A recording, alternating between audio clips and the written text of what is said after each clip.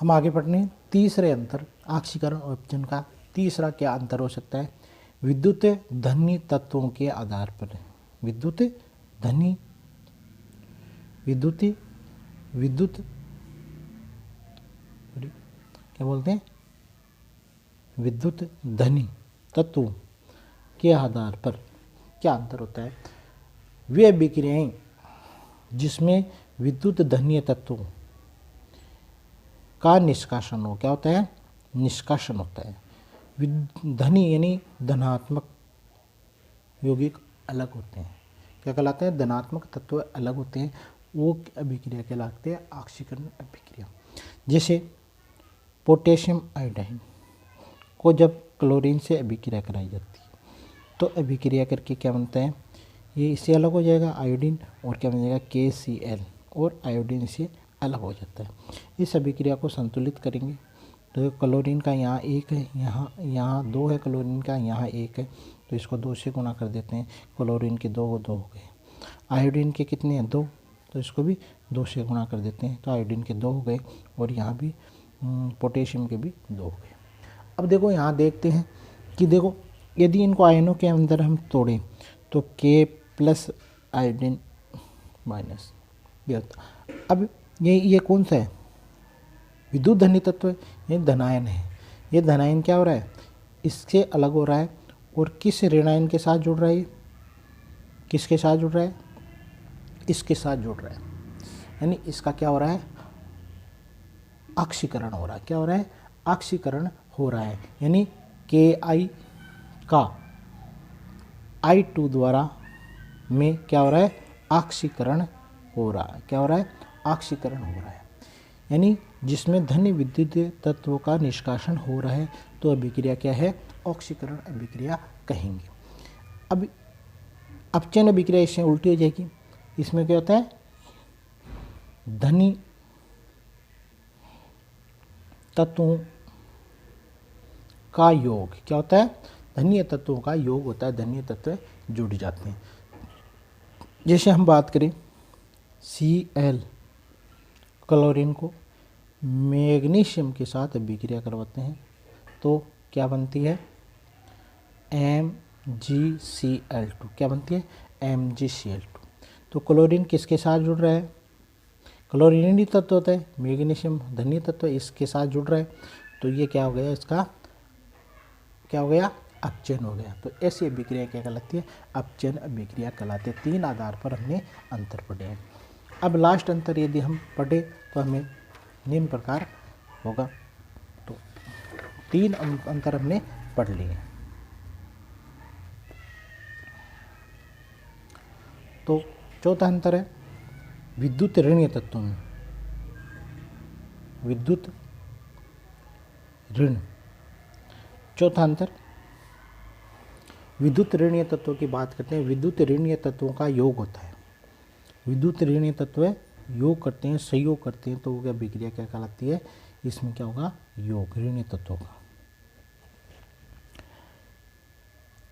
अब देखो हमने अभी पिछली अभिक्रिया ली थी MgCl2 मैग्नीशियम क्लोरीन मैग्नीशियम से अभिक्रिया करा के क्या बन रही है? MgCl। क्या बना रही है? MgCl2 बना रही है।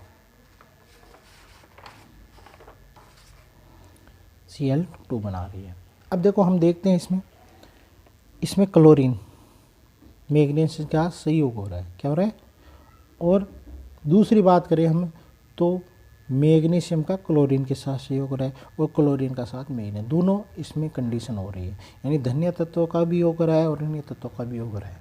2 तरह से हम इसको देखते हैं। इसको देख करके हम करें तो हमें लगता है क्या देखेगा? देखते हैं कि धन्य तत्व क्या हो रहे हैं? सहयोग कर रहे हैं। और इसको यदि हम देखें तो क्या रहा है? ऋणीय तत्वों का योग हो रहा है। इसमें धन्य तत्व, ये धन्य तत्व है तो धन्य तत्व क्लोरीन के साथ योग कर रहे हैं, ऋणीय तत्व मैग्नीशियम के साथ योग कर रहे हैं, दोनों तरह की अभिक्रिया। तो इसमें ये जुड़ रहे हैं, तो ऋणीय तत्वों का संयोग होता है। क्या होता है? ऋणीय तत्वों का योग होता है। दूसरा हम देखते हैं कि इसमें ऋणीय तत्वों का निष्कासन होता है। किसमें होता है? ऋणीय तत्वों का क्या होता है, निष्कासन होता है। विद्युत ऋणीय तत्वों का निष्कासन होता है, जिसे FeCl3 फेरिक ऑक्सीक्लोरीन के साथ अभिक्रिया कराते हैं हाइड्रोजन की, तो अभिक्रिया करके FeCl2 और 2Cl ये संतुलित करके हमने लिखी है। इसमें देखो ऋण विद्युतीय तत्व क्या है, क्लोरीन। ये ऋण विद्युतीय तत्व है, कितने हैं, 2। और यहाँ कर कितने हो गए, क्लोरीन के कितने हो गए, 3 थे यहाँ, क्लोरीन के कितने, 3, और यहाँ कितने हो गए, 2। यानी यहाँ देखें तो क्लोरीन के 3 हैं और उत्पाद बने तो क्लोरीन के हो गए 2। तो क्या हो रही है, क्लोरीन ऋणीय तत्व है, तो इन ऋणीय तत्वों में क्या हो रही है, कमी हो रही है। तो ये क्या हो गया, इस पदार्थ के द्वारा ये पदार्थ इस पदार्थ में बदला तो इसका क्या हो गया, अपचयन। तो इस प्रकार हम इन अभिक्रियाओं को हम परिभाषित कर सकते हैं इन अंतरों के आधार पर। तो ऑक्सीजन का परिभाषा क्या लिखोगे, ऑक्सीकरण। ऑक्सीकरण की परिभाषा क्या लिखोगे, वे अभिक्रिया जिसमें किसी पदार्थ में ऑक्सीजन का क्या हो रहा है, योग, ऑक्सीजन या विद्युत धनीय तत्वों का योग हो, क्या कहलाते हैं, ऋण विद्युत तत्वों का योग होता है, अर्थात या अथवा हाइड्रोजन या धन विद्युत तत्व का निष्कासन हो तो उसे ऑक्सीकरण कहते हैं। क्या कहते हैं, ऑक्सीकरण।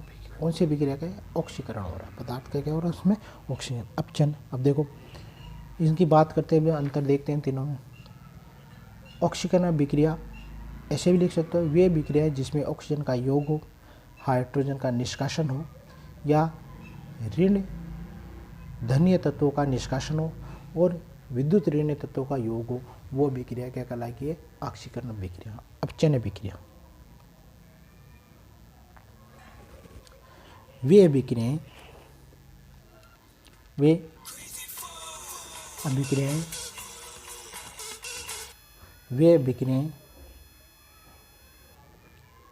जिसमें किसी पदार्थ में